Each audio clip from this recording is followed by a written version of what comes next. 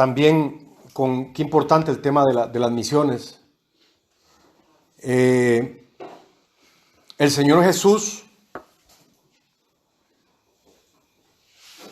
hemos analizado, hermanos, me pregunto, hemos analizado que el Señor Jesús tiene niveles de alegría. Dice la palabra de Dios que nos hizo a su imagen y semejanza. Esa imagen y semejanza mucho tiene que ver con el tema de las emociones. La hermana ahorita decía, ha pasado momentos de tristeza. Algunos de nosotros hemos pasado momentos de tristeza, momentos de alegría y momentos de gran gozo. El Señor Jesús es igual. Él nos diseñó con ese perfil, igual a Él. Él tiene niveles de gozo.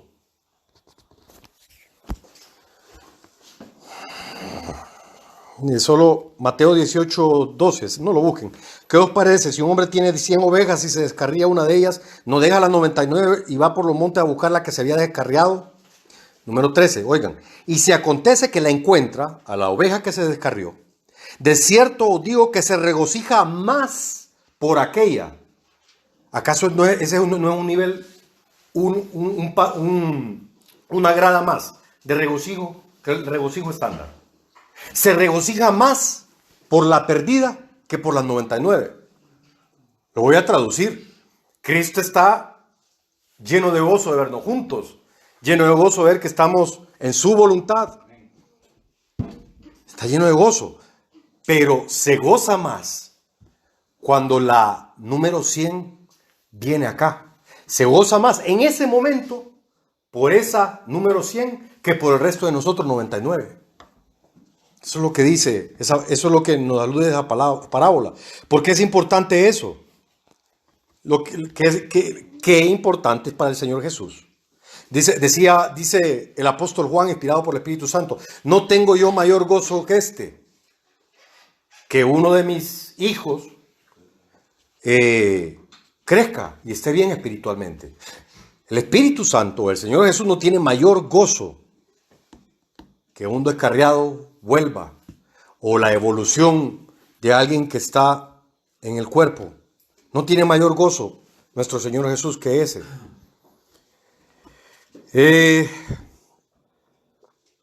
Entonces, estudiemos. Hoy quería que leyéramos brevemente del Maestro de Maestros cómo evangelizar. Él no siempre lo hizo igual, pero qué importante. Si las misiones, si el evangelismo es importante para el Señor Jesús, si lo que le causa la alegría de ese uno, más alegría ese uno que la restante 99, no es que no tenga alegría por la restante 99. Él ama y dio su vida, dio su sangre y se regocija en la 99, pero se regocija más por el que vuelve, según la parábola. Entonces, es importante cómo evangelizamos. Algunos acá ya tienen más experiencia que otros, pero el maestro de maestros es nuestro Señor Jesús. Él no siempre lo hizo igual, ¿verdad? Él siendo Dios no siempre lo hizo igual, pero la palabra nos sirve como un perímetro o cuadro a nosotros de cómo seguir eso. Oremos. Gracias, Padre, por tu palabra. Gracias, Señor Jesús, porque tu humillación comenzó cuando bajaste del cielo y te hiciste un niño. Ahí comenzó tu humillación. Tu humillación no comenzó en Getsemaní o a los 30 años o en el Calvario. Tu humillación comenzó cuando te hiciste un niño.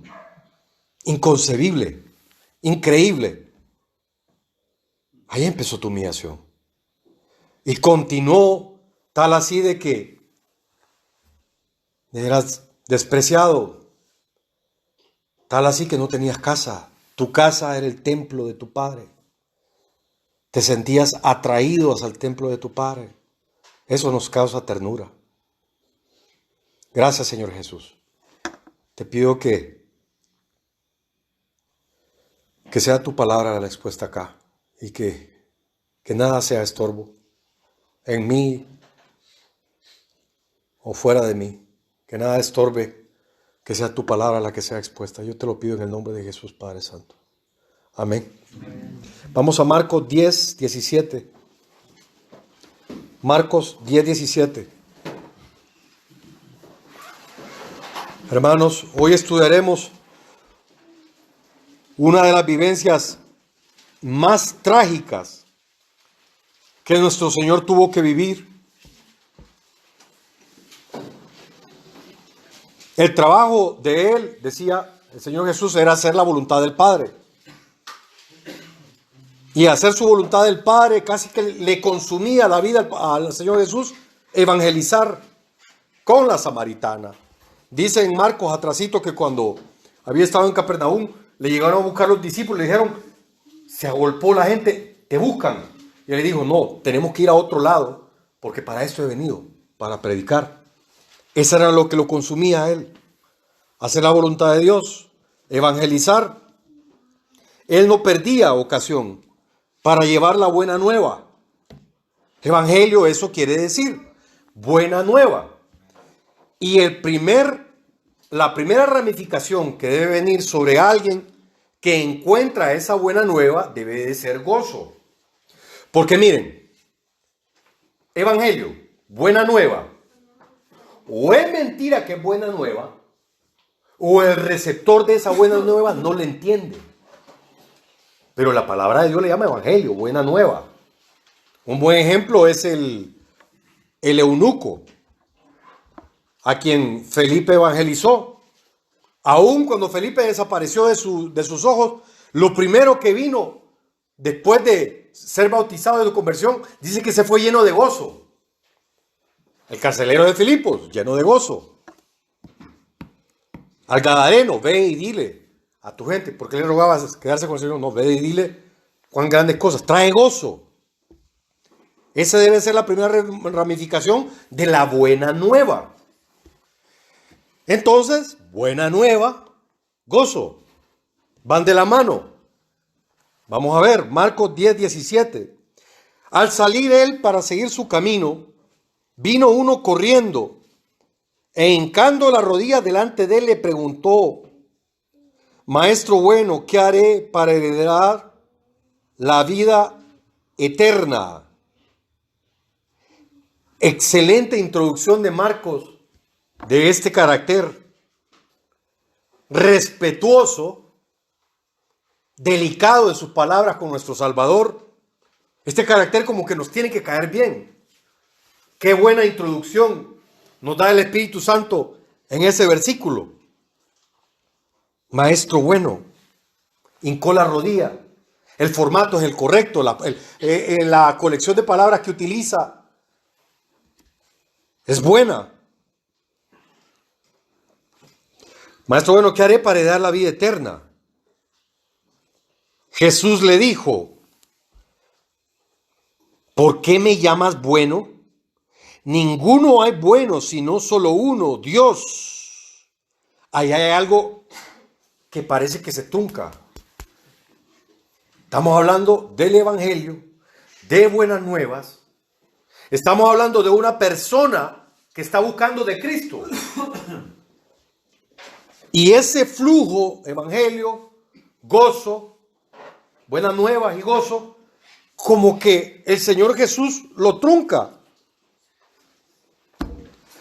¿Por qué me llamas bueno? Es como que lo queda viendo de lado. ¿Por qué me llamas bueno? Ninguno es bueno, sino solo uno, Dios.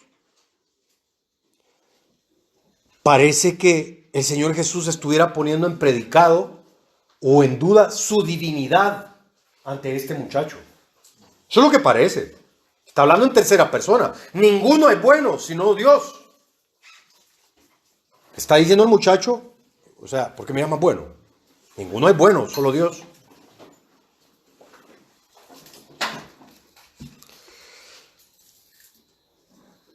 Como estábamos diciendo, donde partimos, que deja las 99 y va por esa que está perdida. Ahí viene la número 100. En este caso, esa número 100 fue y se le hincó al Señor Jesús. Pero Marcos, que es el más descriptivo de los 4 evangelios, casi que nos muestra un Señor Jesús parco en respuesta a la búsqueda de este joven. En vez de mostrarnos lo que realmente siente el Señor Jesús en su corazón, fuego, amor por el perdido,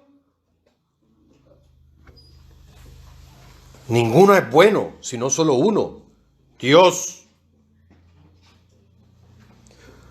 A mí me da la impresión, y esto es como paréntesis, como para explicar, me da la impresión que este muchacho estaba buscando al Señor Jesús no como su Salvador, sino como un maestro más. Me da la impresión que el Señor Jesús le está contestando a este muchacho con su mismo lenguaje. El muchacho le busca como un maestro bueno. Entonces como que el Señor Jesús está diciendo, yo soy maestro, no, para ti no soy Dios, soy maestro.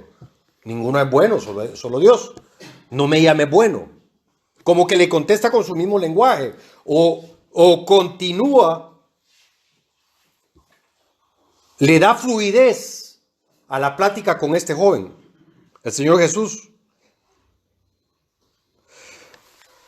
Versículo 19.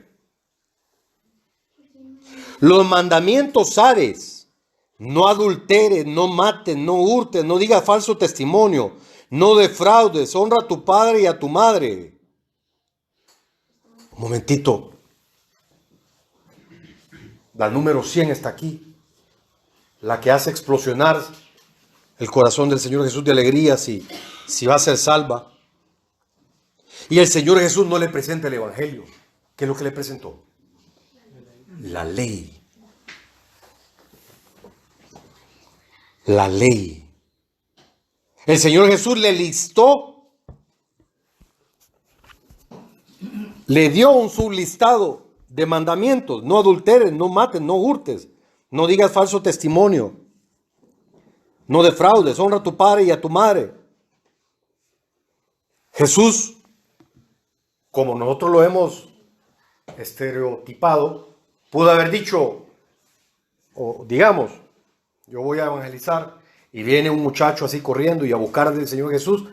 Yo me veo compelido, Edgardo, ora esta oración o acepta al Señor Jesús en tu vida. Levanta la mano. ¿Lo aceptas como tu Salvador? Pero eso no fue lo que hizo nuestro Salvador, que es el maestro de los maestros, que es el que deja los moldes de qué es lo que debemos de hacer nosotros. No le presentó el Evangelio, le presentó la ley. Jesús pudo haberle dicho, ora esta oración, toma la decisión de aceptarme con gozo, pero no lo hizo. Está raro que Dios responda a este joven, a la oveja número 100, que le responda así. Pero, miren, en el 20, él entonces, el muchacho, respondiendo le dijo: Maestro,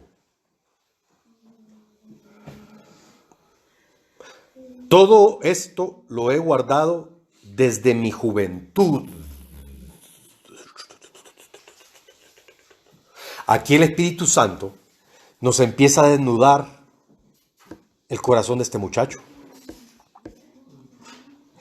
Todo esto, la ley que el Señor Jesús le presentó, lo he guardado desde mi juventud. Démosle un poquito de connotación. La palabra que nos trajo el Señor hoy en la mañana.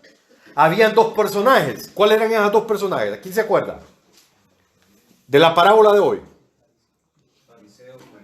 El fariseo y el publicano.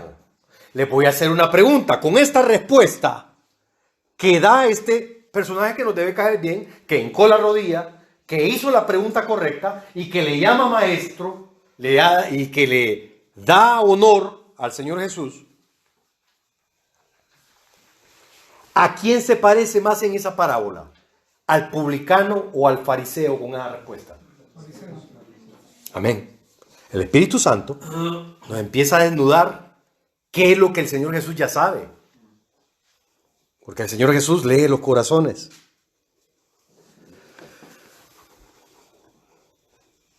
Se parece más al fariseo. Miren la respuesta que le dio. Todo esto lo he guardado desde mi juventud. Toda esa ley, yo lo he guardado desde mi juventud.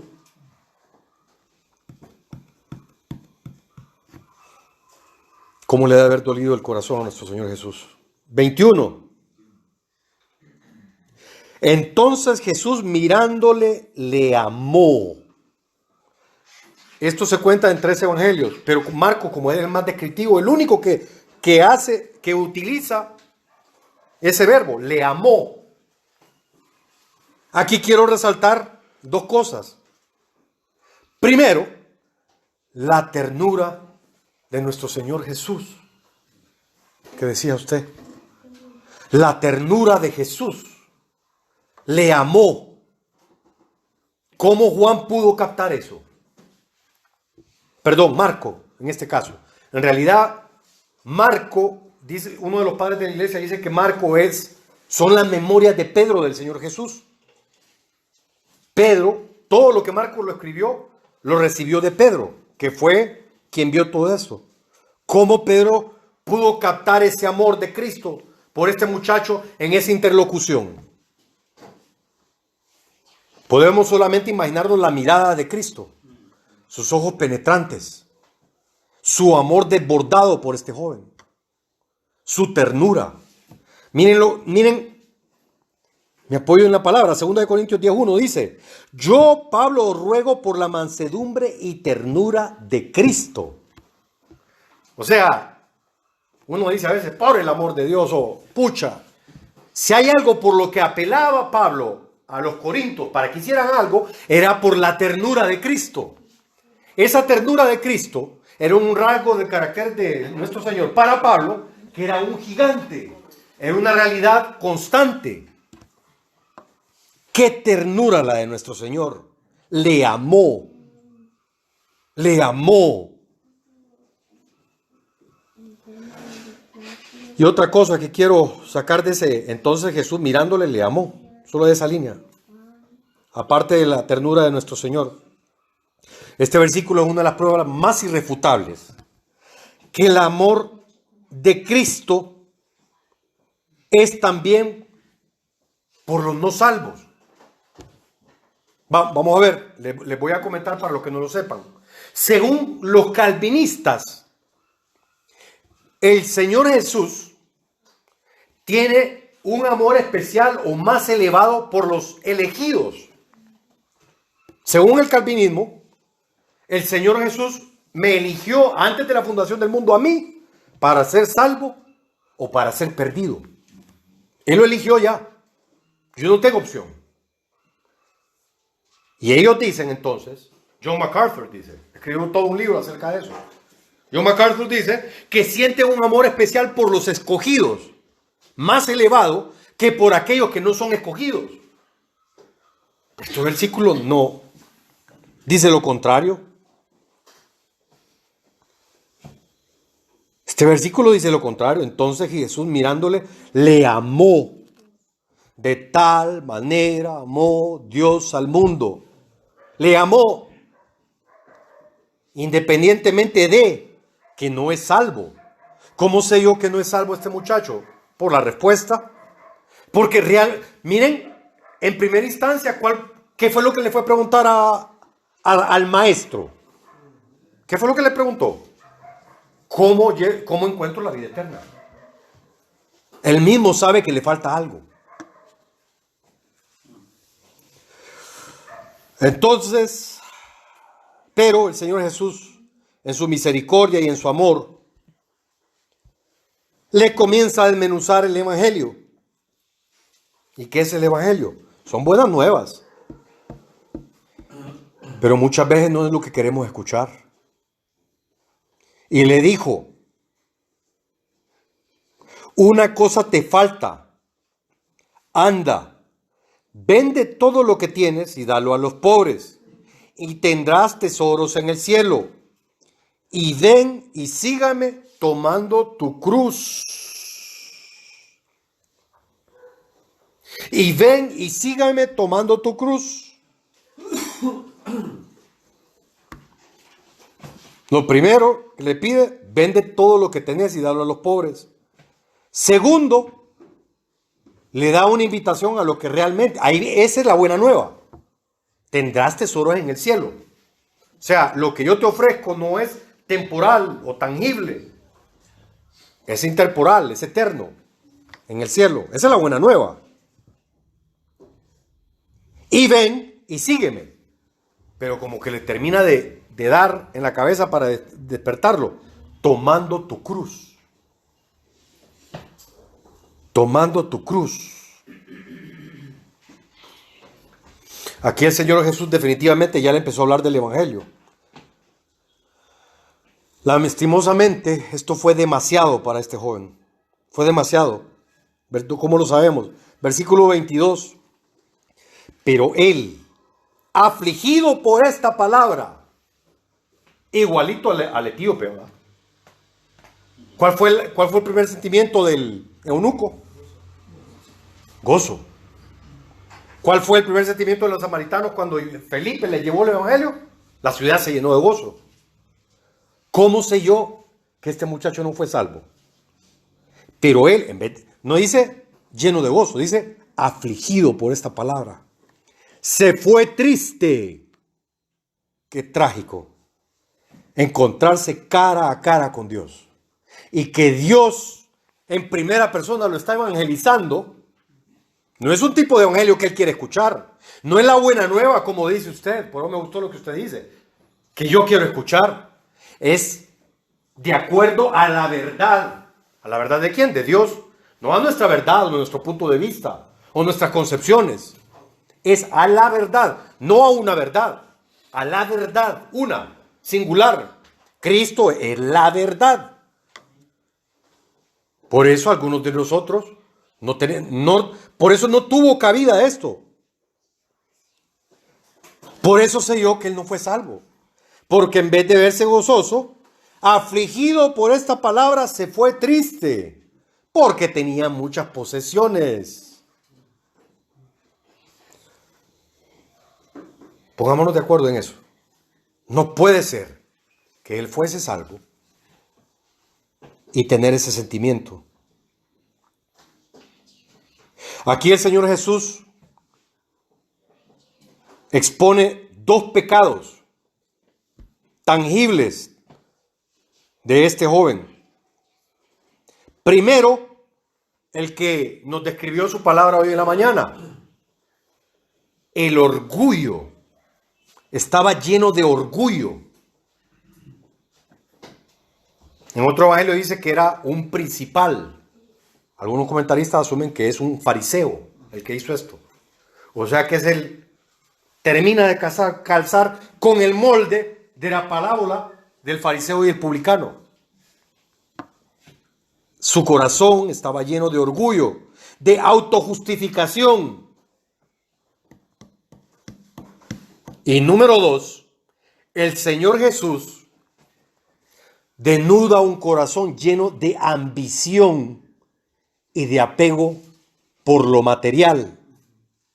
Para este muchacho fue más importante lo material, lo que él ya poseía, que obedecer a Cristo.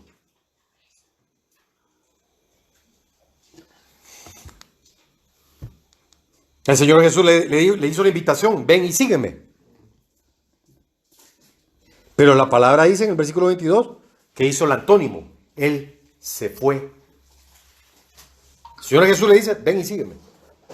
Pero el muchacho se fue. No solo triste, se fue. Le dio la espalda al Señor Jesús.